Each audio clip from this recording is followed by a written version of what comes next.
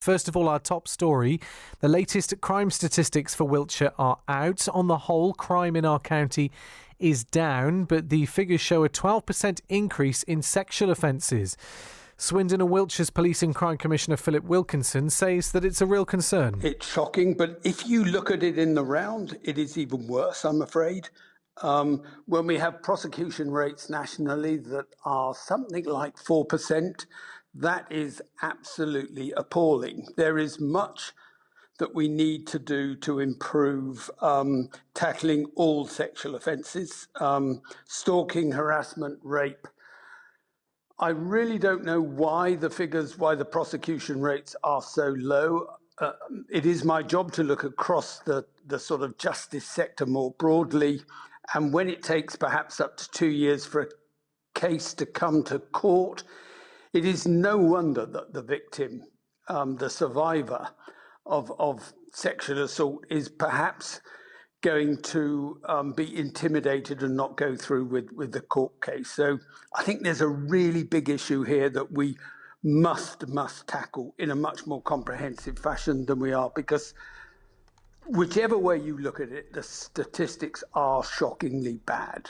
Swindon and Wiltshire's Police and Crime Commissioner Philip Wilkinson there. Well, Amy Mitchell is a service manager at Swindon and Wiltshire's Sexual Assault Referral Centre. I'll be getting her views on why the number of sexual offences reported seems to be rising. So from our perspective, they're not surprising.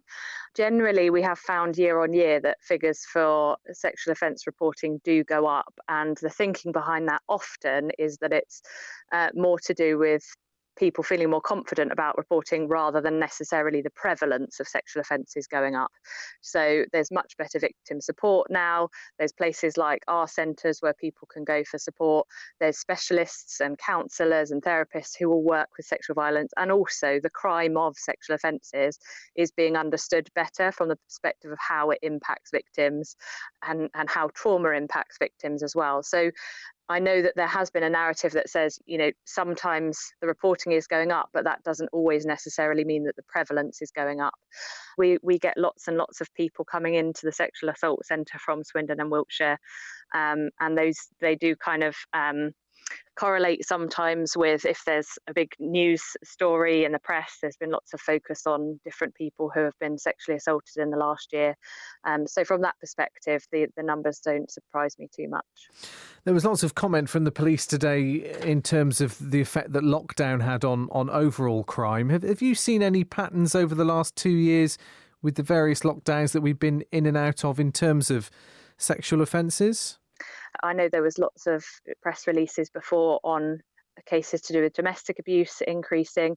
We don't just see domestic abuse, we see all areas of sexual assaults that happen.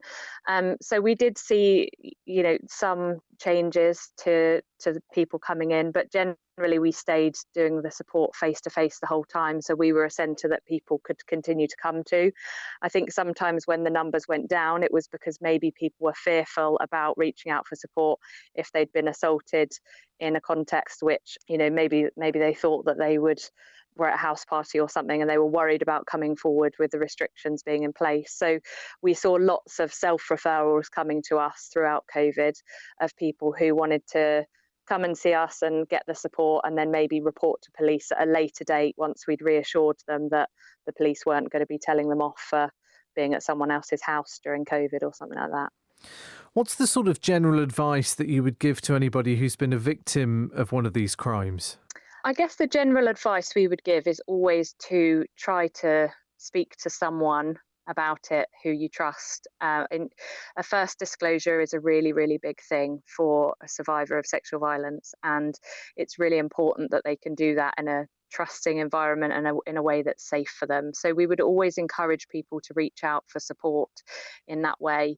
And one of the things we know about sexual assault is that it's about power and control. It's about someone taking over your body and taking advantage of your body. So we want to be able to give survivors the choice back. We want to give them the control back. We want to give them the power back.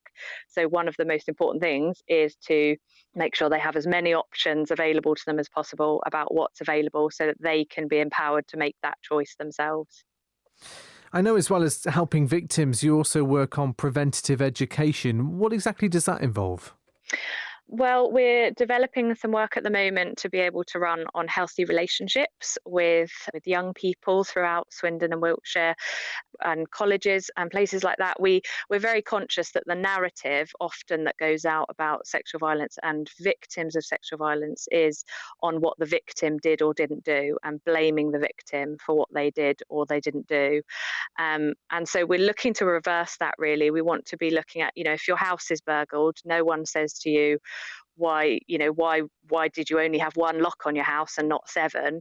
People say you were burgled, and that's not your fault. It's the person who burgled you's fault. So we want to have that same kind of approach to sexual violence, of not making survivors think, what did I do wrong, or questioning what they did wrong, but actually switching to, what has happened to mean that the person who might be the suspect in this case has perpetrated that crime.